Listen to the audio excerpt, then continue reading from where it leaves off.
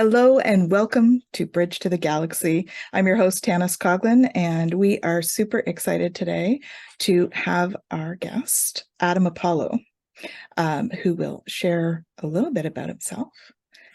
Adam. Thanks for having me, Tanys. It's a pleasure to be here.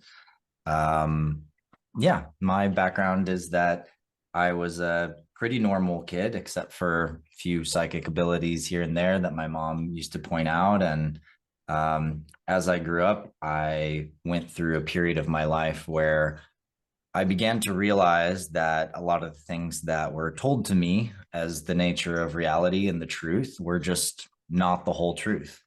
I ended up losing my stepmom in a car accident, and she was a deeply psychic person, so psychic she literally solved crimes.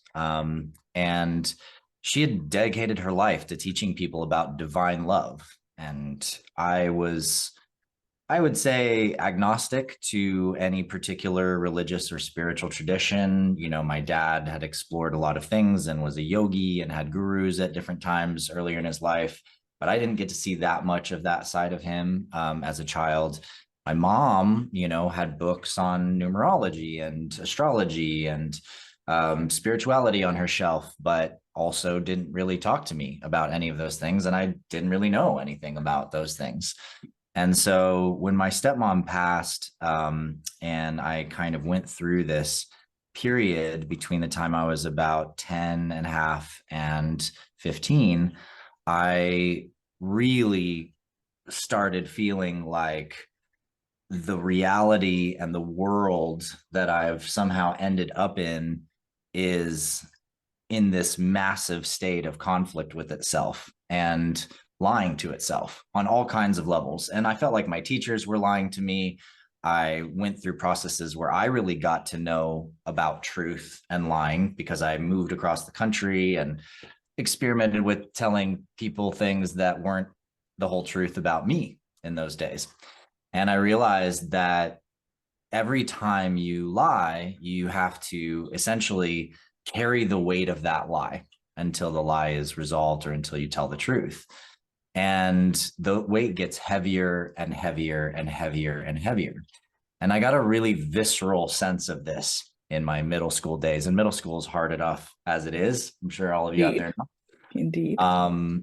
And so I eventually came to a point where I had this really clear sensor inside of me for what is true and what is not true. And I could tell, I could feel it when someone told me something that wasn't true. And I massively feel it if I said something that was not true or that was true. And this led to an awakening experience when I was 15. And I discovered I have an energy body that threw me into this massive accelerated series of downloads where I began to see and understand that I'd stored an Akashic library away from myself in other lifetimes leading to this time, and that all I needed was the right key of the right shape. And that key was my own experience directly of my human energy body, which then tuned me into an unlocking sequence through my chakras and to a process of understanding and seeing how I'm interconnected with everything. And as I began to go on that journey and really understand the principle of God, Goddess, infinite, eternal, the source of all that is, I really found divine love, and I began to heal in profound ways that led me on journeys into other lifetimes. Going into college, began to have simultaneous recall experiences with other people that happened over and over and over and over again until I could no longer doubt or question those things or deny them. And rather, I had to begin studying them as data, like a scientist, and really look at myself, my consciousness, and that of others without trying to close the lens based on whatever academic understanding is generally accepted. I had to open my door to more possibilities. Of course, in my, career life and work, it was a lot of these questionings and the approaches that I took to things like education and mastery and self-development that led me to eventually have a massive series of coincidences happen. I ended up becoming a youth ambassador to a group of 150 different indigenous elders from around the world. That led me to do a prayer run for world peace, which led me to go to Burning Man, which led me to having an extraterrestrial contact experience out in the middle of the desert, which led me to understanding our role as, and my role in particular, as well as many others, as ambassadors to this planet that are from other worlds, but have been here for a very long time. And that in order to do that work, we have to actually be able to interface with the systems, the structures, and the powers that be on this planet, and whatever those might look like. So I then became a major speaker on sustainability and the future in education. That led me to becoming a youth ambassador at the White House one year, and then being invited as an ambassador to the United Nations for a series of years after that. All of my work and my business and everything that I've done in creation in the world really has come out of and sprouted out of this sort of deeply sacred sense of what it means to become a planetary ambassador and a steward to your world. And how can we care for all life, all people, all cultures, all backgrounds? How can we accept people no matter what their belief systems have been? Because we all have been in different belief systems at different times that have put us in great conflict with each other or conflict with our world. And so I believe deeply that we can unfold the, let's say, layers of our armor and come into a greater flowering of what it means to be a soul in great peace and great liberation on a planet that has a beautiful balance of justice and honor and love and truth. And so that's a little bit about me. There's a lot more I could tell, but I'm sure most of you that have seen me on other interviews, you get my bio and there's plenty of places to find it. But that's a little bit more in my own words of my journey. Beautiful. You've had a lot of adventures. I have. Adventures.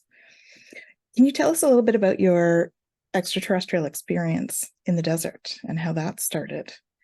Yeah. Without having hours of time, I can give you a briefer version. And I also would invite anyone who's interested, you can watch a show called Interviews with Ed on Gaia.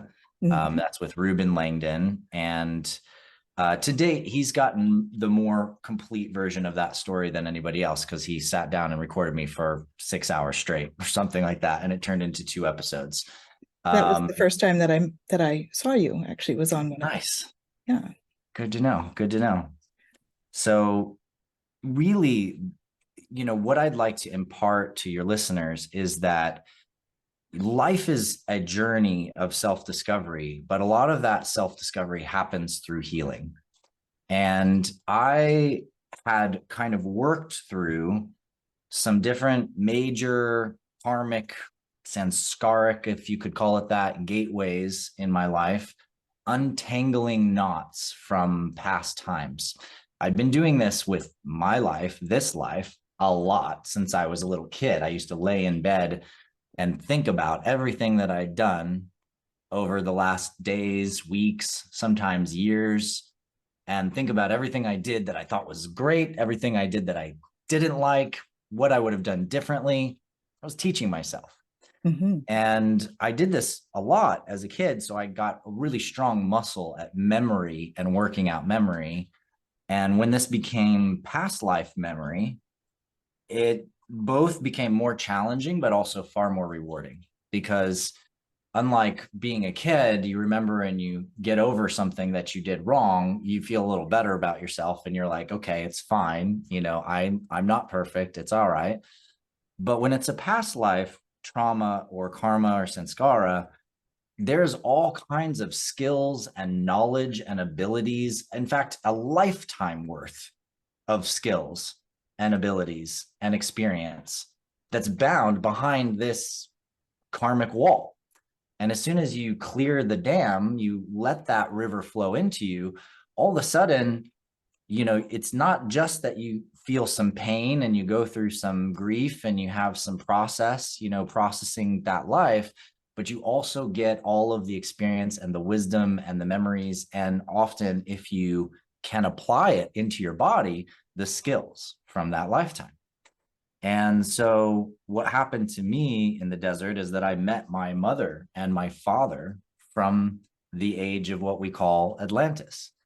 And I had karmic stuff to work out with them, painful karmic things.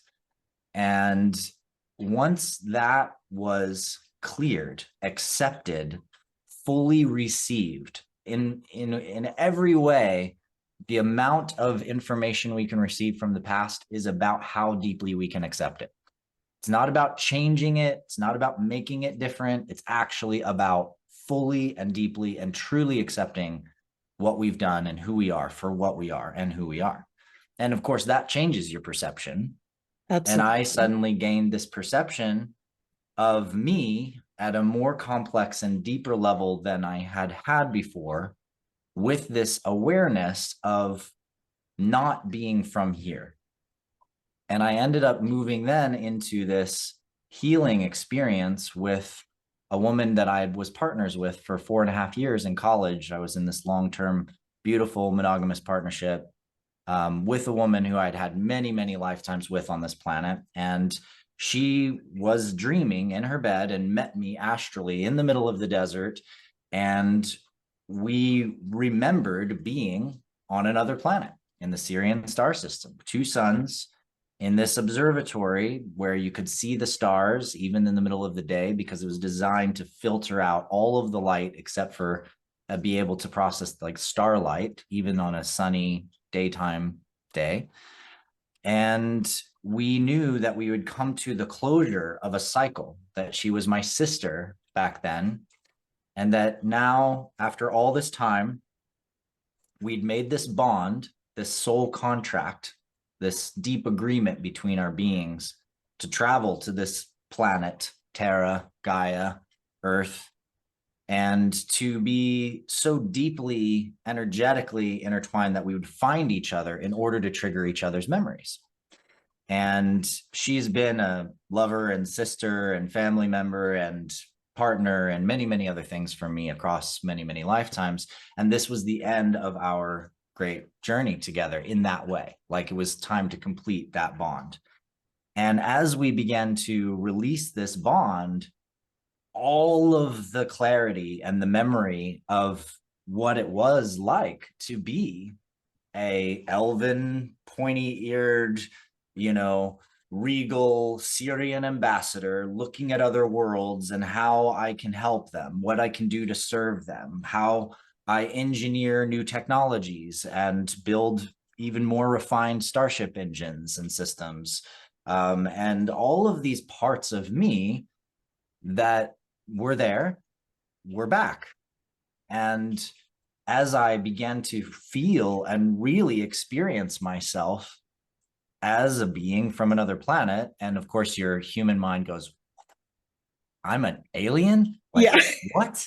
Like, how? Oh, okay. I mean, how does it just completely make all the sense in the world and yet feel like so far out there and strange, And you have to kind of like tether yourself a little bit to the like, is this real? And how can I know that this is real? And I wanted to know for sure. So I decided I was going to go out and I was going to make contact and I was going to call on my star family. If I'm from another planet, then they should probably respond to me if I reach out to them. Yep. And sure enough, that's what I did. And I had a physical being come down and meet me out in the middle of the desert. And she was not human. She was a mixed species that you could say has some similarities maybe with a species on Star Trek they call the Romulans. She had these little bone-like points on her forehead and her cheeks, but much more beautiful than the way that they depict them in that show and or movies or whatever. And she had a very different skull structure. That was really the defining scientific element for me that I could grasp onto with my logical mind. And that's that she just didn't have these bone points right here. Every Homo erectus, you can't fake it. You can make up it all you want, but you've always got this spot where your skull comes down, and hers was back. And so she had more openness, and her eyes were about the same size, but maybe a little bit larger. And with that and the just structure of her, and of course her telepathic abilities, which were like dropping a VR headset on, so powerful that it's hard to even explain. It's just everything she wanted to communicate was everything that I was seeing and hearing and feeling. Besides that, she could walk around Burning Man and nobody would notice her. Nobody would notice someone like this. They would just go right by as costume or makeup or something. Okay. And it was extraordinarily profound for me. And that experience, excuse me, that experience of meeting her was really just the beginning, because she had a test for me. And that test was really about, can I accept that humanity is the way it is? Can I accept that we're not like the other species out there? We are way more in our adolescence, and not all of us are ready by any means, but that enough of us are. And if we can accept that, and we can love everyone and accept that this is a journey, this is a learning process, taking back your planet's a big freaking deal. And becoming a galactic civilization is an even bigger deal. And of course, that led me to an experience of being bilocated into this Galactic Council chamber experience, where I met ambassadors from 73 different species and essentially spent about 8 hours in full, deep, telepathic, bilocated communion with these beings, getting to know their journey of becoming ambassadors, getting to know their process of being accepted into the Galactic Council, and how that looked, and how it's going to look and does look for us. Because a big part of this experience for me was also having this galactic community accept humanity at this time, where we are, as being enough and ready enough that they would help us and support us through the transition of actually becoming part of this galactic community. Finally, after 13,000 years on this planet, that the thumbs up and the final yes on that is there. And that is also why it's been a nonstop, landslide of more and more and more and more and more and more contact, more and more people. And of course, you've got people that are going to have a lightning bolt and have a memory and see a past life and remember some stuff. And the next thing you know, they tell you they're the princess of this planet or whatever. And, it's a bumpy road, because there's ego and identity and all of these different pieces involved with the journey. But the reality is that we are finally really starting to get to know, from all of the different peoples having experiences and memories, what this galactic community and relationship really looks like. And that's a relief to me, because it's tough to be carrying these codes by yourself, or trying to convince or explain to people what this looks like all the time. So, but it, of course, is an honor and a pleasure and a joy to me to have people coming into greater awareness. And I love also clearing up misconceptions, because there's a lot of those too. So I'll leave it at that for now. What would you say the biggest misconception is? Oh, well, probably 5D is one of the biggest ones. This idea that if you evolve yourself enough, we're just going to vibrate right out of the physical, and no longer will any of the 3D matter, because that's all the bad world, and the 5D is all that actually matters. And so then we're all transcendent of the physical world, so none of it matters. And you know what that all reads like to me is the same bypassing of like, well, you know, hey, Armageddon's coming, you know, and or Jesus is coming back. So it doesn't matter that we've screwed up the world. It's just going to go to, you know, the devil anyway. And we're all going to ascend to the land of everything being perfect, where we're perfect. And it's just like, sorry, guys, let's start at the basics here. First of all, dimensionality is not something that when you go up in dimensions, you lose prior dimensions. Therefore, 4D includes 3D. In fact, we are in a 4D experience because we're moving through time. And 5-dimensional consciousness is not a lack of 3-dimensional consciousness. It's an awareness of the patterns inside of time and space.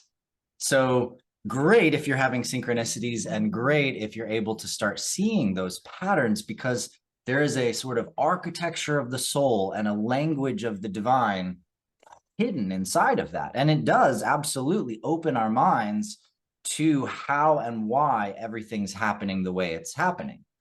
But also you can tell immediately the difference between someone authentically experiencing something like that level of consciousness and someone that's not, because someone that isn't experiencing that level of consciousness is going to immediately create polarity and division between those that are and those that are not, right? Because it's like either you're 5D or you're going to hell, you know, or you're like, you're on the track of ascension, or you're the evil dark cabal, you know, and all of that level of intense judgment is actually part of a self-development process in which the self externalizes that which is already judged and bad and dark and shadow inside the self, projecting it onto others in whatever way it can, in order for the self to be able to battle that thing outside of the self, which is actually part of the self.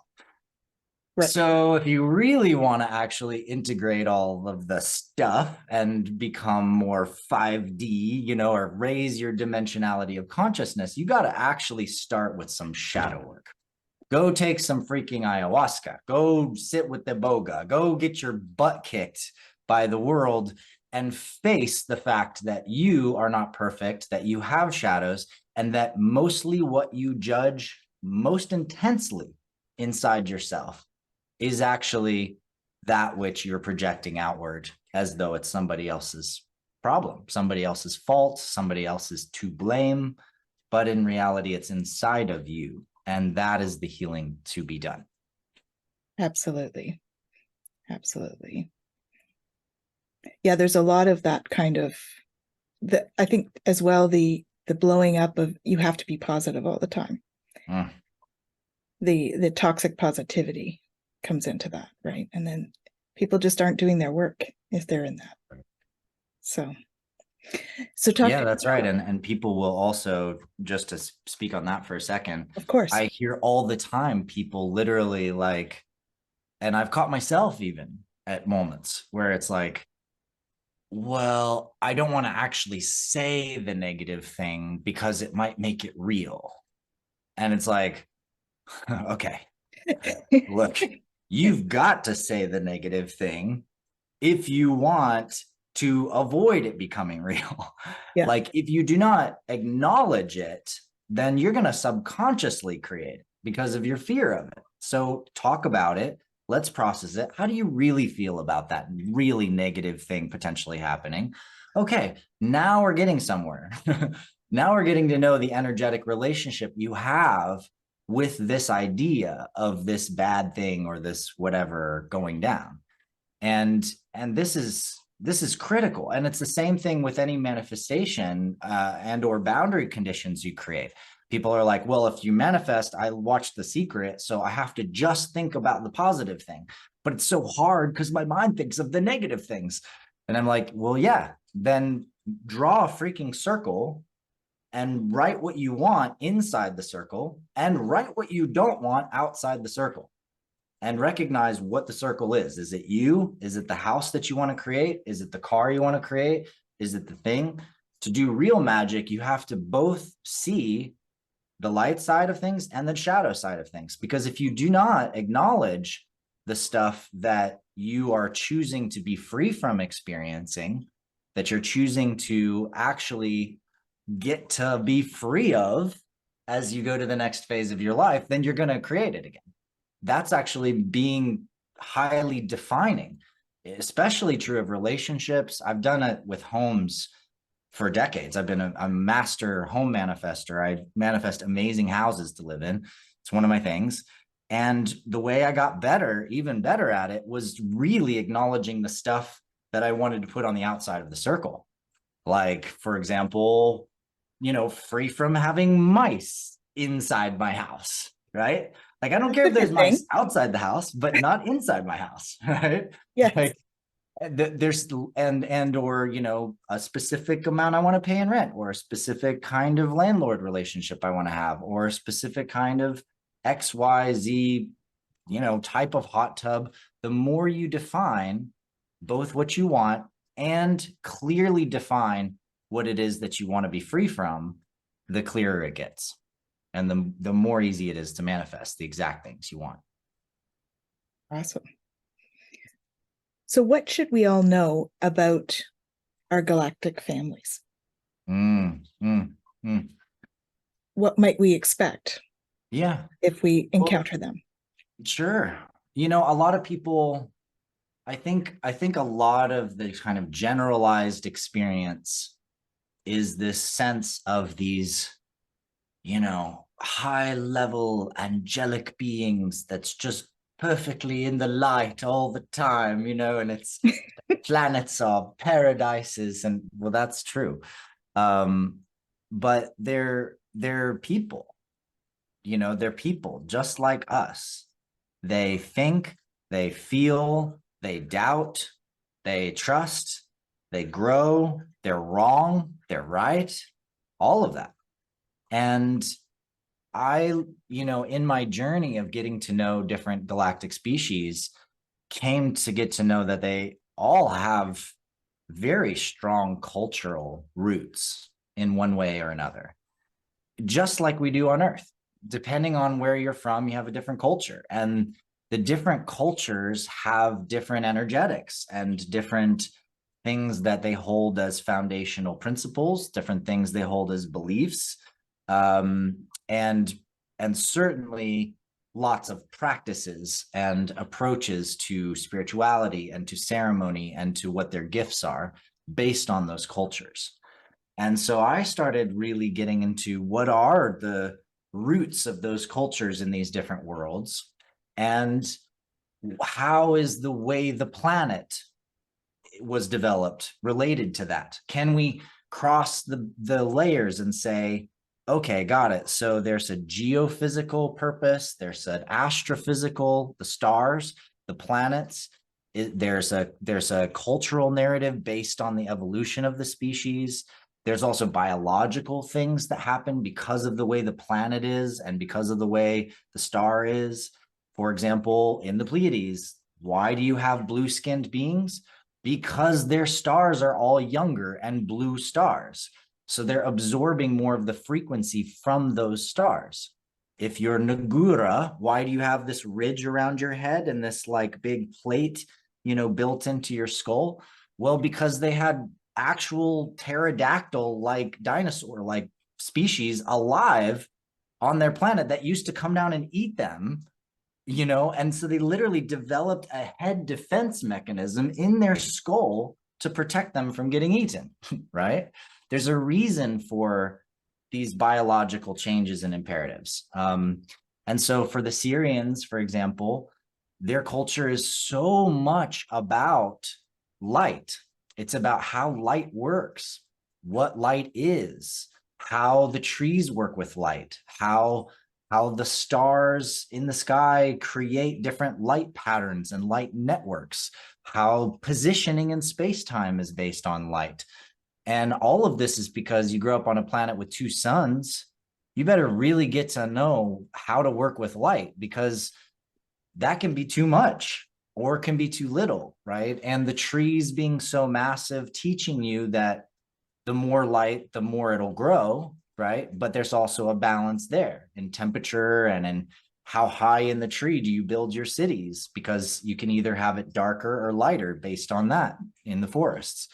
And there's just all of these bits and pieces of what it means to be Syrian that come from very simple, very similar kind of earthy kind of ideas that we have here on Earth.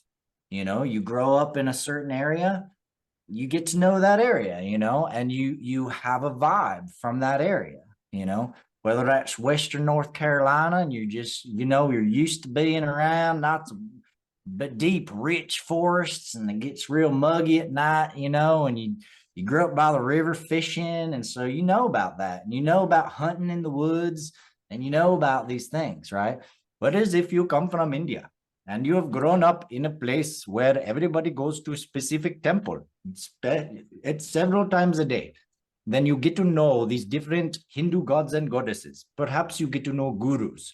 You have a life that is actually based around how much spirituality have you been absorbing in your life, and what caste does this make you? And there's all of these cultural pieces that come from the way of life in that region of the land. Mm-hmm. And so we need to extend our sociocultural lens.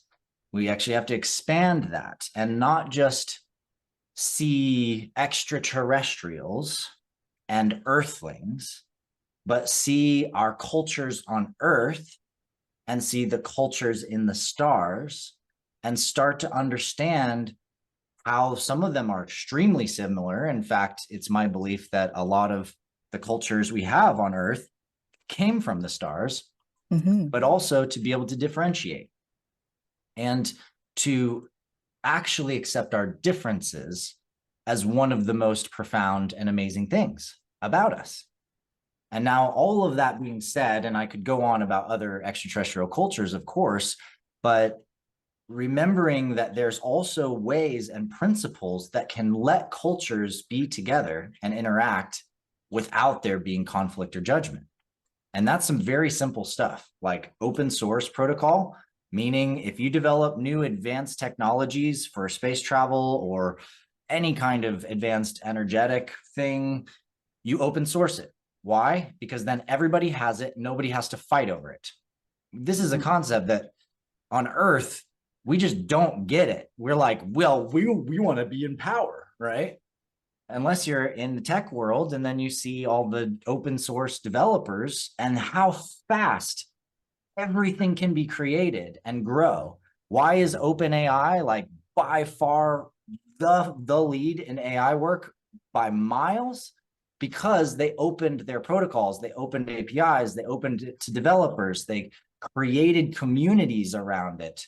And so even though, you know, like some would say, you're nuts giving that away for free, right? Because you can do it for free, but they can give it away for free because they've created this incredible community that continues to grow and give. And then they also get to make money by doing premium, whatever, right? So here we are just kind of waking up to the power of that.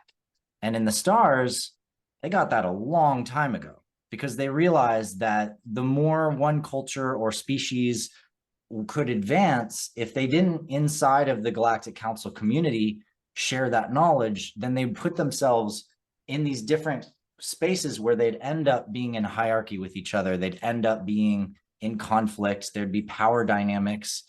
And they got wise a long time ago and realized that, you know, those kinds of power dynamics just don't serve the well-being of all. What serves the well-being of all is sharing our innovations openly and abundantly. And how much abundance that creates across the galaxy, this is why they have utopias. They don't need to fight. And they have everything that they need. They can replicate all of the materials, goods, resources they need. They can travel to any planet, anywhere in the galaxy easily and efficiently. And today, like anytime, you know, and they have localized energy. And with those three technologies, Earth would look very, very different overnight. And this is my anticipation of where we're going, and also what's being worked on, that I try to impart to people. If you think the whole world can't change overnight, you are wrong. It can, and it will, because when gravity drives and localized energy systems and replicators all hit, which will probably happen almost at the same time based on how everything's held back, but then it's just, it's going to crack through. It's going to look like the AI thing. You'll be like, what? It can talk to me? No way. This is crazy. I can create any image I want just from an idea. Okay. Now translate that same feeling to, wait, what? I can literally travel to any planet in the galaxy, like anytime I want, or anywhere in the world instantaneously. Wow. I mean, think about how your mind changes when you start looking at society like that. For sure. You end up much more open-minded and no barriers in what can be accomplished. A lot more potential. Absolutely. Mm-hmm. So one of the technologies that I find interesting is the medbed technology. Mm-hmm. Are you familiar with that one? Mm-hmm. Who was it that started that? Because I believe it's alien technology, correct? Or ET technology that has been... I don't know. I think there's a few different brands of med beds, so I think there's different people that have approached or developed them in different ways. Okay. Mm-hmm. Okay. My understanding is that the Arcturians were quite prolific in that style of technology, I guess I'd say. Yeah, I mean, my friend Arcturus Raw would agree with you, because his whole business is about that, and of course making other kinds of body energetic technologies, essentially systems for adapting the body's energy in different ways. And I think that's going to be a big plus for us when that stuff is more perfected in our existence, in terms of prolonging our lives and all of that, right? Because right now we're not very kind to ourselves. Yeah, it's true. In terms of the physical and energetic bodies. Yeah, it's true. And I mean, you got your pyramid behind you there, so you're embodying this right now. And I agree. I think that I just take a little bit of a wider stance, because I'm aware that I'm a creator and I can impart my magic and my sigils and my energy into anything as I choose to. Mm-hmm. So it is also, there are super valuable things about having specific objects, like a Celestine sphere, or in this case, my arc crystal, which is part of the Resonance Academy, and can take this thing out, and it's super useful to put in someone's hand, and I can wiggle, I can entangle with it, and then just vibrate the atoms like this with my fingers, and they feel it wiggling in their hand, and they're like, whoa, what's that? Because they've never felt energy before. Tools are really valuable, and they're very, very useful, as long as we do not lose the awareness that we are the ultimate tool. And when you recognize that, you also realize that your feng shui, your space, how you arrange things, what you do within the fields of your space has a lot to do with that energetic well-being. If you're feeling really confused and kind of mindful and heavy, well, how clear is your space? How many piles do you have that you haven't dealt with yet, right? Like, that's in your RAM somewhere. You're entangled to that field somewhere. And so I find that the periodic, okay, time to deal with all these business cards, deal with these, bills, clean the thing, make sure everything is actually where it feels like it should be energetically. Like, it's a major brain scrub. It's like getting a car wash on the consciousness. That's right.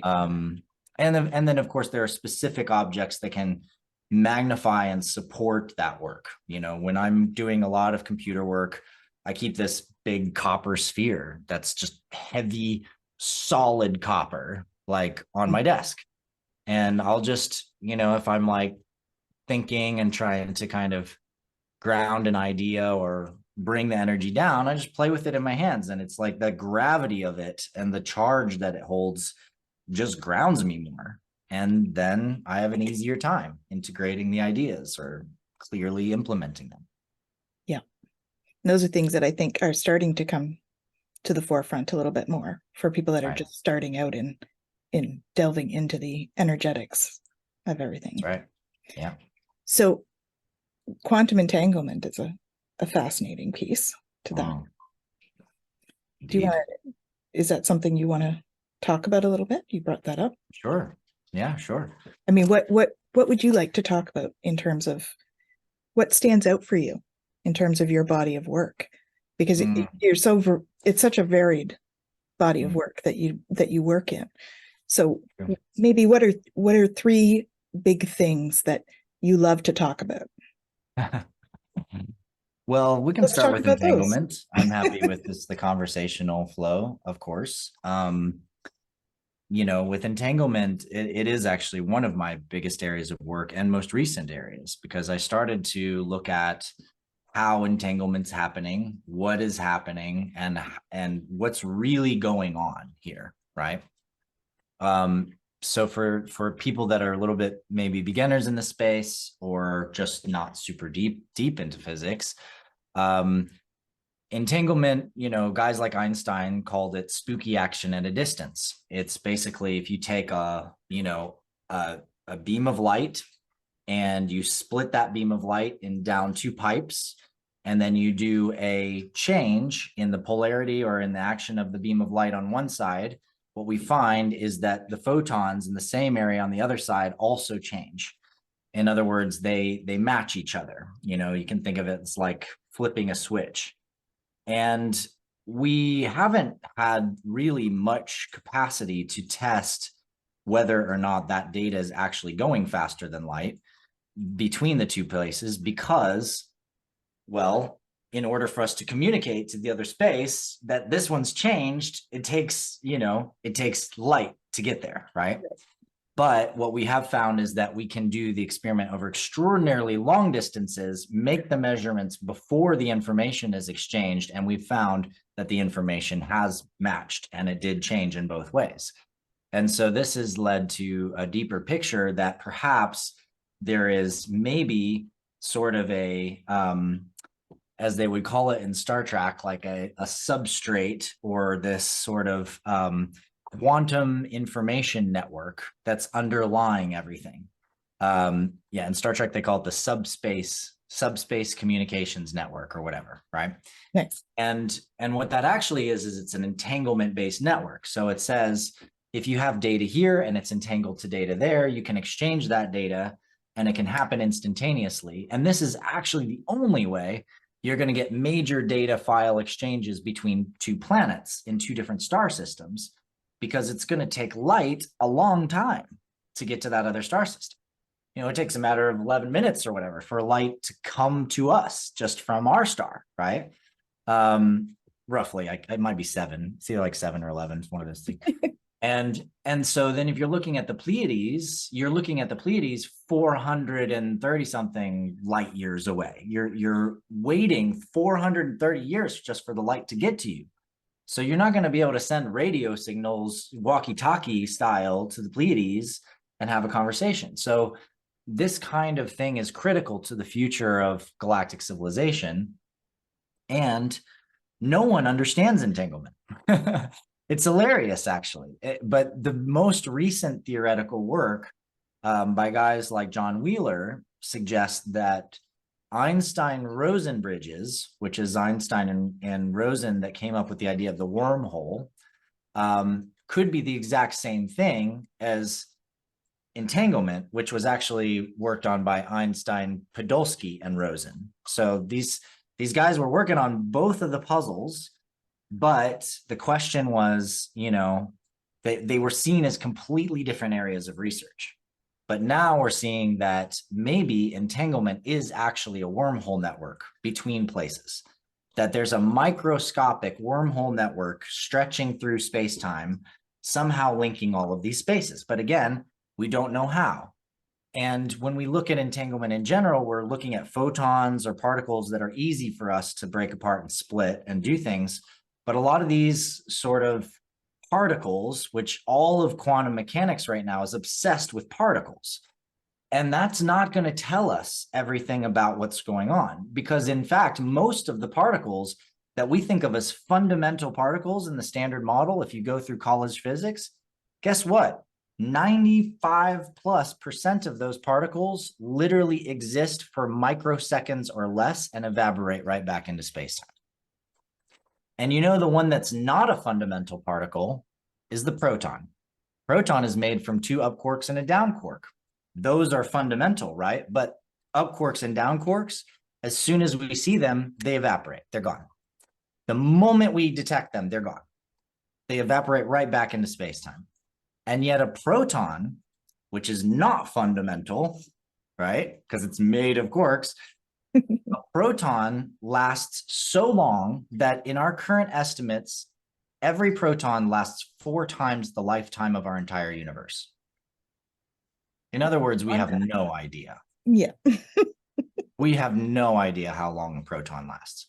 But as far as we can tell, the proton is the most fundamental particle. It is literally the sustainable structure that builds all matter in space-time. None of us would exist, none of this would exist without the proton. And so my work became really focused in on the proton, and I was inspired into a lot of that because of the work of Nassim Haramein and his work on quantum gravity and the holographic mass and the Schwarzschild proton, which is where he presents the idea that the proton is a black hole.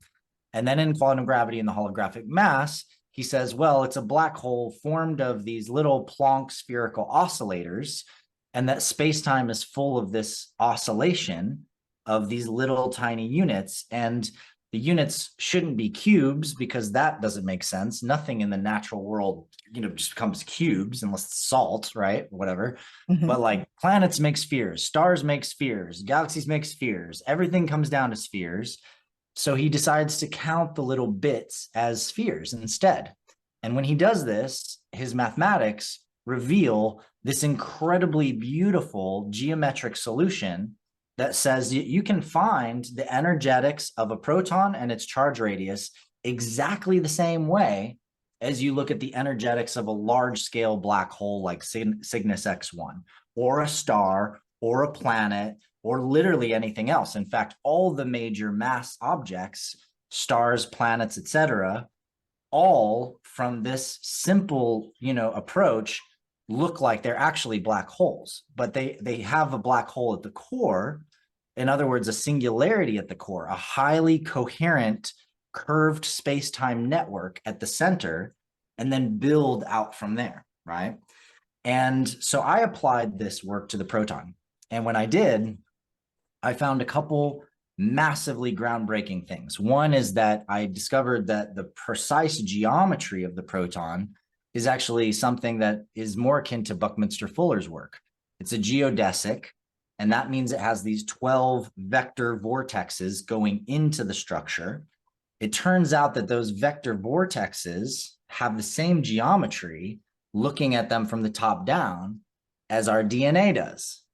And I started wondering, maybe this is the fundamental geometry that DNA actually gets expressed from, right, as a bigger fractal of this. And then that would mean that the proton is in some way storing data. And so I just started running numbers, and I was noticing all of these synchronicities with 432. And it turned out that there was, 4.32 times 10 to the 17th, I think, seconds in the lifetime of the universe, right?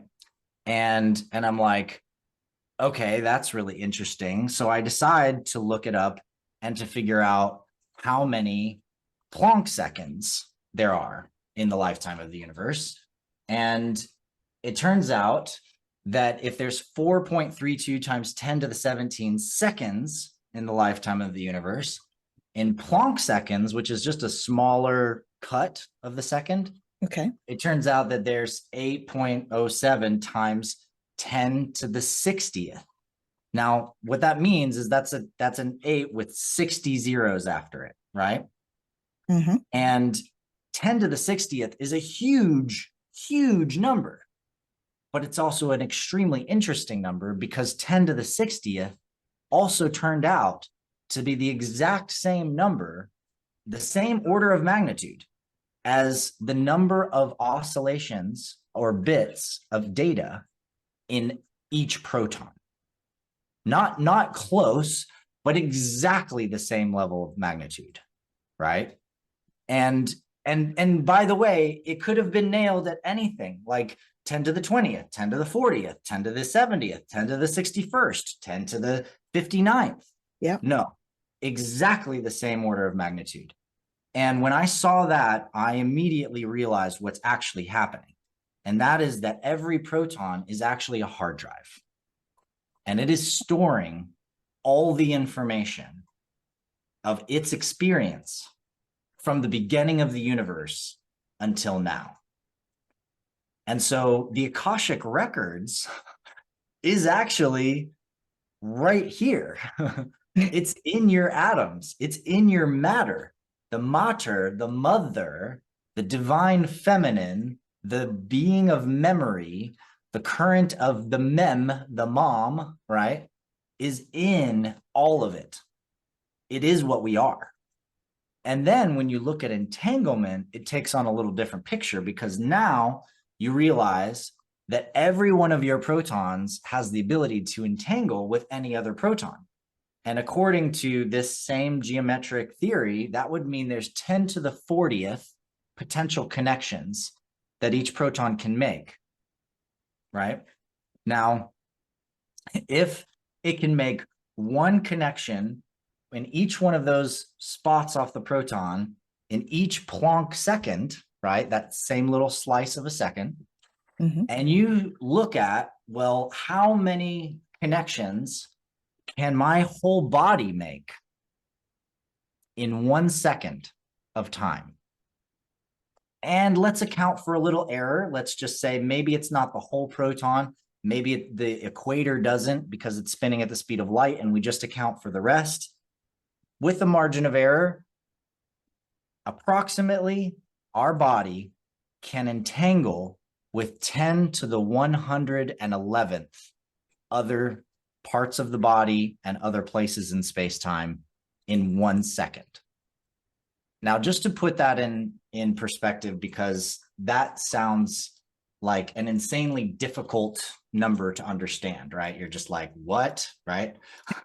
Like, well, I'm wondering how we can bring this that? into like, how do we bring this into our everyday understanding from the science, right? So here's the thing. The fastest internet network in the entire world, right, is approximately able to run at something like 26,000 megabits per second. All right. 26,000 megabytes per second, fastest internet in the world, right? Yeah. And you can download movies in seconds like that, right? A whole movie. Our body can do a trillion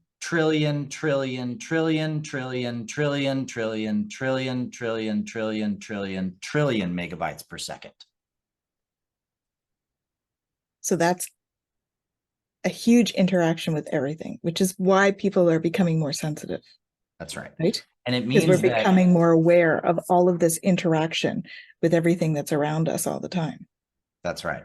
Okay. And that you actually are in interaction with far, far more than whatever you're thinking about at any second. That if you entangled, you know, let's say you wanted to entangle a bunch of cells in your body or protons in your body to all the stars in the entire universe, you could do the entire universe, all the stars in the universe. It would take up less than the tip of your pinky. Wow. That's how much connection we have. But now it starts to make sense when you look at God realization experiences. Like I experience myself as the whole universe, right? It starts to make sense when you realize like, oh, wait, every moment of time I'm in connection with all these things, entangling with all these things. And in fact, all the light and all the data and all the information is actually being exchanged with me in my system right now. And my brain is working on building cellular neural networks to create holographic light maps of my direct experience of every second. That's what's actually going on. We're trying to create a holographic map of the entanglement that we're already experiencing. And if you look at it through time, you realize, wow, actually, I've entangled with all these people and all these places and all these things, and I've had all these experiences. And actually, all of that, a lot of that is still stuff I'm connected to. It might be one thread, but I'm connected. One bit of information. But then if there's people that you have lots of connection with, now you have a ton of entanglement with them, you know, or if you're a mom and it's like a body came out of your body, you're literally completely entangled to that body for a matter of years, you know? Mm-hmm. And so we start to see that our relationships, our telepathy powers, our ability to connect to things, our ability to feel and remote view is all based on our linkages and our entanglement. And so what I'm talking about at Stairway to the Stars, I'm doing my Ancient Mysteries of Our Human Origins talk, but I'm also going to present this idea because suddenly you realize you entangled to sacred sites in past lifetimes all over the world, and somehow now incarnating in your body, you reactivate the entanglement of the protons in your body to those locations. And when you go there, you can literally get the knowledge and the information out of the stones that you put there. Yeah. Because it's part of you. Absolutely cool. It's really cool, right? It's like suddenly megalithic sites are giant ancient Akashic computers that have tons of data. We've just not remembered how to access, except that maybe you do. And that's why you feel that way when you go there. So that brings up a personal thing. I picked up a Stonehenge crystal in a crystal shop, and I was right away back in Stonehenge. Beautiful. It was, so that just explains how all of that works, right? The same sort of thing. Right. Exactly. So, and it's also why stone is so important. Why was stone so important to all of these ancient cultures? Why'd they do it all in giant pieces of stone? Well, because trees decompose, bodies decompose, water is constantly moving and flowing. All the other elements, all the other things, they're not stable.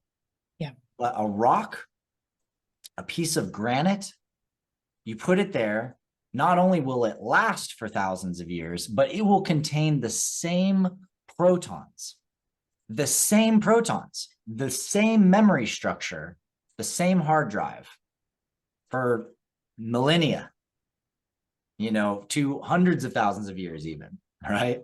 I mean, we literally have stone structures across Egypt. Some of them we know are hundreds of thousands of years old, and they're still storing that memory from that time, from those civilizations. And all we need to do is go and touch them. That's right. That's right. Well, and learn allow how to get in touch and allow, with that. right? Allow That's ourselves to be in touch with it. That's right. Very cool. So do we have stuff from the galactics here that would help us to do that? Get in touch with their knowledge. Yeah, absolutely. I mean, a lot of the oldest sites, pre-Diluvian, Atlantean sites, as some of us call them, you know, the work of Graham Hancock in looking at his Netflix series is great if anybody hasn't watched that. And it's basically about all of these sites that are clearly do not fit into our historical narrative the way that we have them.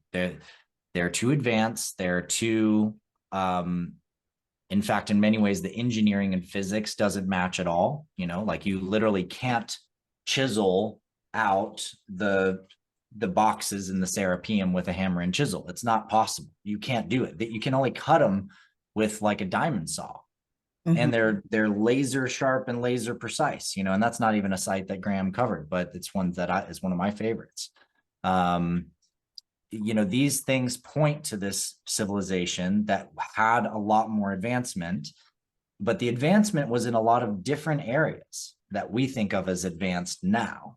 And that advancement had a lot to do with stone technology, earth technology, sonic and audio technologies, probably light technology in a variety of ways, including mapping and calendrics and astronomical data and knowledge. This is why so many sites have correlations to the stars. But we can also see sort of a cycle of connections and process that people went through over time. So you start with, an Atlantean civilization, you've got star beings incarnating on Earth, you've got different racial branches being formed through hybridization with galactic species over thousands of years in different regions. Those races come together during the Ice Age. Suddenly you've got this incredible diversity of both life from here and life from the stars. Advancements in technology. It looked like time for Earth to become part of this galactic civilization, but Gaia wasn't ready for that yet. And so on our own process and through the destruction of arc stones and through the massive earthquakes and volcanoes that happened in the poles, causing accelerated flooding, boom, you wipe it, it all gets wiped out. The Tower of Babel falls, so to speak, not from the wrath of God, but from the evolutionary process of a planet going into a different growth phase. And so then you got a bunch of star beings that either are stuck here or we leave and then come back. And we're like, well, like I came back with a crew. We're like, okay, what can we repair in Egypt? And what can we go do and repair and work on in these different zones? In order to make sure that there's enough of the record and enough of the structure there that beings in the future can find these keys again. Now it's taken till now, but we're a little and slow. after that life, it was like, okay, there's enough seeds here and enough tools here, like the work I was doing with the Tuatha De Danann. And then it was like, okay, I'll just come back and reclaim some of those tools. I'll know where they are, I'll find them, and I'll use that work to help further my work. And so that's been a lot of the game, is like, there's all kinds of galactic artifacts on this planet. And it's just a matter of, are we really tuning into who we are? Because that's actually what's important. So let's talk a little bit about your work, because I want to make sure people have a real understanding of all of what you do, because thank you. The galactic is part of it, but you also have a few businesses that you work on. So tell us a little bit about that. Sure. Yeah, well, my main company is Superluminal Systems, and I've built a series of online academies over the last decade. I built the Resonance Academy for Unified Physics, the original version of that, which I did with Nassim and Marshall Lefferts and Teresa Collins, Harlan Wood, with collaboration from William Brown and Amira Val Baker and Jamie Janover and others. That was back in 2013 that I was creating that.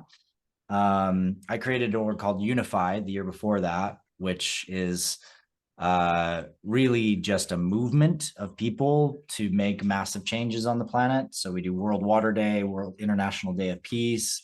If you go to unify.org or you go on UNIFY on any social media channel, you'll see the stuff that we have going on. We always have fundraising for the Amazon and movements for this and water protector work here. And we have 30,000 organizational partnerships. So we've built this massive, massive fleet.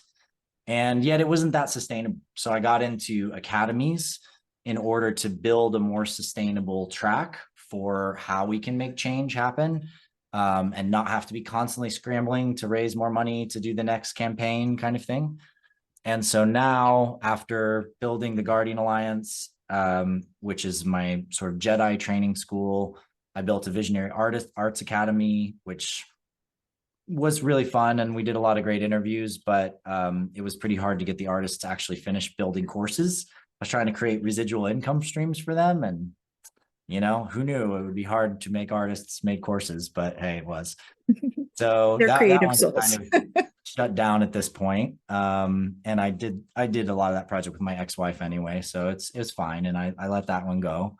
Um, but all of my energies have been channeled into a few really, really important things over the last few years. And one of those is a quantum resistant encryption system that I built with Robert Edward Grant at Crown Sterling. I worked with him for 2 years on that.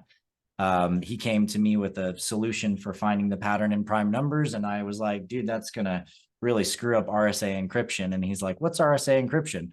He comes back around 6 months later as like, dude, we're going to change encryption. Come join me. I've got this company. We're going to do this thing. And so we worked together for a couple of years, and we still do. I'm still in his Math Magicians group, and still collaborate with a lot of brilliant friends as part of that community.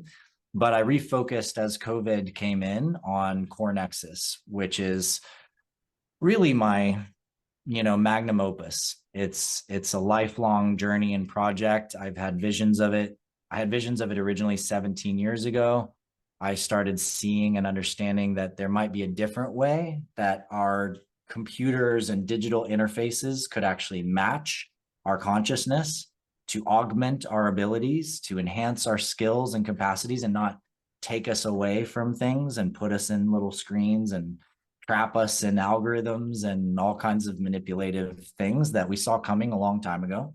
Mm-hmm. And I set off to build a series of enlightened structures, which are like advanced technologies from the stars, with my colleague Harlan Wood over the years. And now we finally are integrating all of these into one unified system, which is essentially a social operating system that lets you take back all of your data from Twitter, Facebook, Instagram, whoever else. You literally can take back your whole data archive, own and control it, sell any of it that you want to, sequence it into courses, create video packages if you want, build literal planets out of your collections. So I got my Burning Man planet and my other planet for friends and my other planet for videos of me or whatever.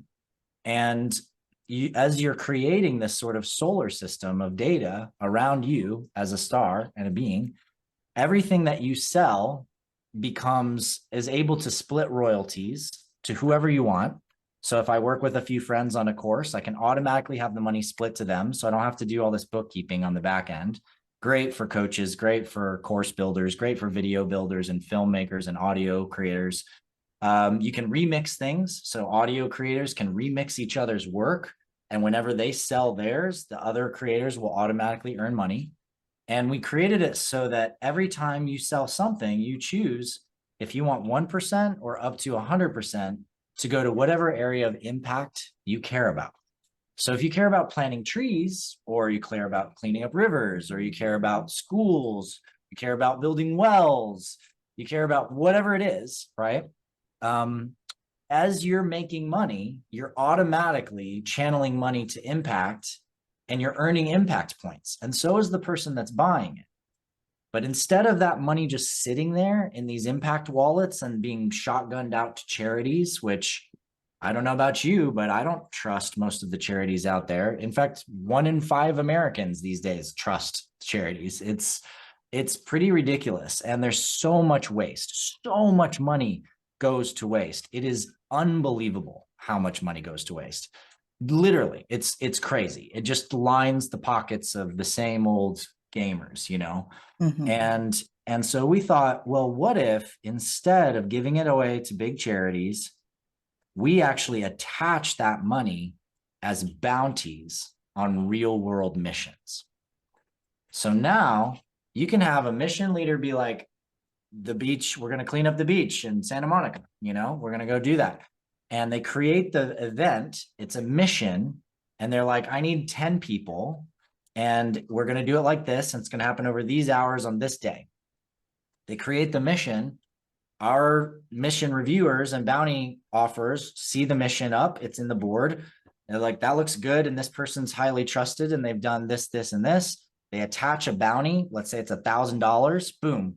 Now, as 10 people sign up on that mission, each one of them that sign up, if they complete the mission, they're going to get $100, as well as a badge, as well as earn points.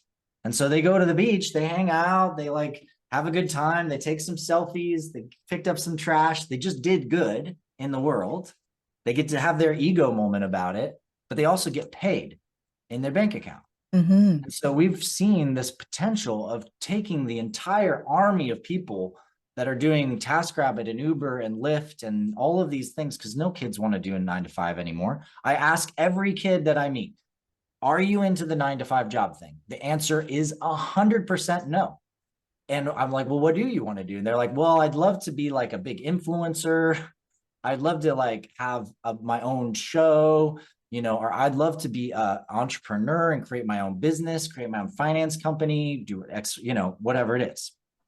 And so the big question is, how do you get from the current system in school the way it is and college the way it is, and these accreditations in college, which don't actually get you those jobs, Mm-hmm. don't actually put you there, don't even give you the skills to do it necessarily. How do you get there? And we give an answer. And the answer is you become a real world superhero. You actually do missions, you meet people, you make changes, you become the mission leader and commander. And your missions get more complex and more amazing as you go, until your mission is literally building the company that is going to be doing the thing. And we're actually channeling investment funds to that company to help you fulfill this powerful mission that you have on the planet. Right. And that's how big it can go. That's But powerful. the smallest level, it's just people actually doing something to make the world a better place and getting paid for it. And all of it happening inside of this dope Iron Man style dashboard planetary operating system that's completely next level. So it's a fun project, and very, very excited to have the alpha pilot already out, and we're going to be releasing the public beta in phases throughout next year. That's wonderful. Well, thank you. I wish you all the luck for that. Thank you. That's an exciting project, and it can certainly have a lot of impact in many, many different areas, I think. I agree. Sounds like a great step towards us joining the galactic brothers and sisters. You know, gotta train Starfleet somehow, right? Exactly. So how did you get involved with the Alliance for Extraterrestrial Diplomatic Contact? What drew you to that?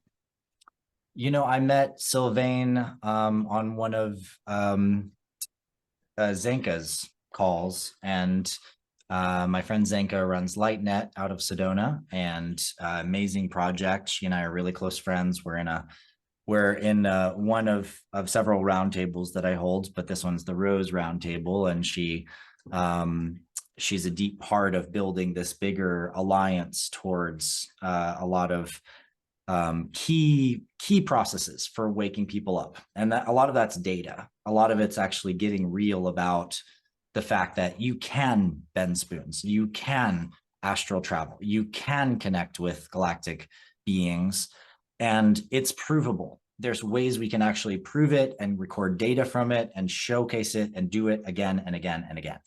And I think that's a really powerful move right now. And I think what Sylvain is doing, Sylvain Roshan, who's running the this project, essentially with the embassy to create an ET embassy on Earth. And as far as I know, they have 50 million in the bank, basically already allocated for this. It's already raised. They're not raising money. They're literally just in conversations with governments, building community support, and starting to do events towards how we approach diplomatic affairs with extraterrestrial beings on an official level. Yeah. And it's a great connection point for me too, because my company is one of the very few companies that has the ability to publish to some of the mainstream aeronautical associations, the International Aeronautical Federation, for example, and Council. And I've been kind of walking in the edge of keeping a foot there to try to maintain this connection with what's going on in that world and build the credibility necessary to actually bridge the worlds, so that it's like, actually, we do have the keys to the Starship technology. And guess what? It didn't come out of your scientist groups. It came because some of us are from other worlds. I know that's a little hard to digest, but hey, this is where we're at. And here's the data, and here's the knowledge, and here's the science, and this is what we can do together. And, you know, I think a lot of people are really coming into much more acceptance of that. And even if we don't go to like, we're from other worlds, if we just do good science and we do good communication, and we're very clear about how to approach certain problems that they, frankly, those guys have had a really hard time solving, then we all get the same benefits either way, which is basically everybody getting on board with becoming part of a galactic civilization. Yeah, which we're all looking forward to. Yes. Well, it's been such an honor and a pleasure to have you on the show. Thank you so much for sharing all of your knowledge and all of your experiences. And we wish you tons of love and light for your travels forward, and luck with all of your endeavors. Thank you so much. I appreciate that. Hope to see some of you in Vegas this weekend, and hope you have a great day. Thank you so much for having me, Tanys. Thank you.